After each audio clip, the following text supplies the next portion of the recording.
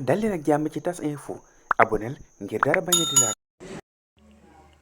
dal leen ak jàmm ki nga xamante ne moo di Dame Mbodj daal dinay àddu ci lu jëm ci li nga xamante ne moo di barricade yi nekkoon ci buntu kër gi di Ousmane Sonko moom nag ci bi mu doon feete lii di anniversaire am tey jii ca la xamle loolee mi ngi naan moom du bokk ci ñi nga xamante ne dañuy jug naan dañuy jubilé wala ñuy gërëm ñi nga xamante ne ñoo di way ñi dindi barricade béggee ci aju waaye daal nee na loolee li ko dindeet loola day yoon sax da di li war waaye daal leneen la nga xam ne moo ci war na tegu moo di ñoom ñi nga xamante ne ñoo fa defoon barricade yi war nañoo dem jéggulu kii Ousmane Sonko ak it ñi nga xamante ne ñoo nekk ca koñ boobu yëpp ndaxte lëjëlal ne leen wétti ci lu jëm ci seen dem ak seen dikk ngir xañal leen ko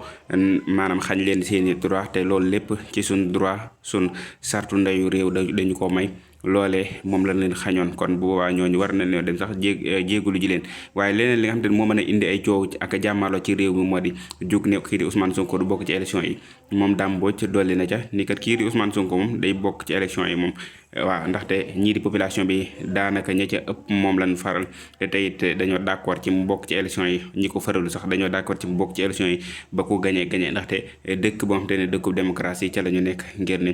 bu ñu tànn ñi bëgg a yëkkati seeni loxo faaw ñu bàyyi leen te bañ leen ni faaw ñu banque wala ñu kuuñ ngir bañ a di yëkkati seeni loxo kon kii di Ousmane